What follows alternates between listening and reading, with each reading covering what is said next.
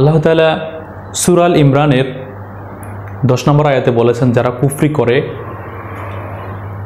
তাদের ধন সম্পত্তি, তাদের সন্তান সন্ততি আল্লাহর আযাব থেকে তাদেরকে রক্ষা করতে পারবে না।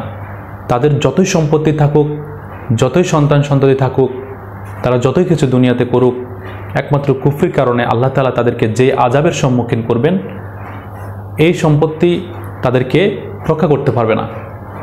তারা হবে জাহান্নামের আগুনের জ্বালানি।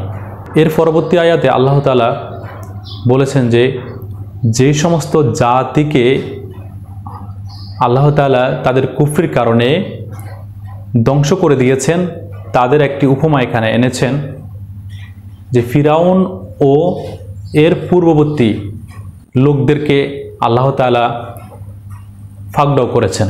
ফিরআউন সম্প্রদায়ের পূর্বে ছিল হুদ আলাইহিস সালামের জাতি, নূহ আলাইহিস সালামের জাতি, আদ, সামুদ, শুআয়ব আলাইহিস সালামের জাতি। এগুলোকে আল্লাহ তাআলা তাদের কুফরির কারণে, তারা নবী রাসূলদেরকে অস্বীকার করার কারণে, আল্লাহর আয়াতসমূহকে অস্বীকার করার কারণে তাদেরকে আল্লাহ তাআলা কঠোর আযাবের সম্মুখীন করেছেন এবং তাদেরকে ধ্বংস করে দিয়েছেন। আল্লাহ তাআলা এখানে সূরা আল ইমরানের 11 নম্বর আয়াতে বলছেন যে كدأب آل فرعون والذين من قبلهم كذبوا بآياتنا فأخذهم الله بذنوبهم والله شديد العقاب। ফিরআউন সম্প্রদায় ও তাদের পূর্ববর্তী সম্প্রদায়ের লোকদের ন্যায় তারা আল্লাহর আয়াতসমূহকে অস্বীকার করেছে, ফলে তাদের পাপের কারণে আল্লাহ তাআলা তাদেরকে কঠোর আযাবের সম্মুখীন করেছেন। আল্লাহ তাআলা শাস্তি দানে কঠোর। আল্লাহ তাআলা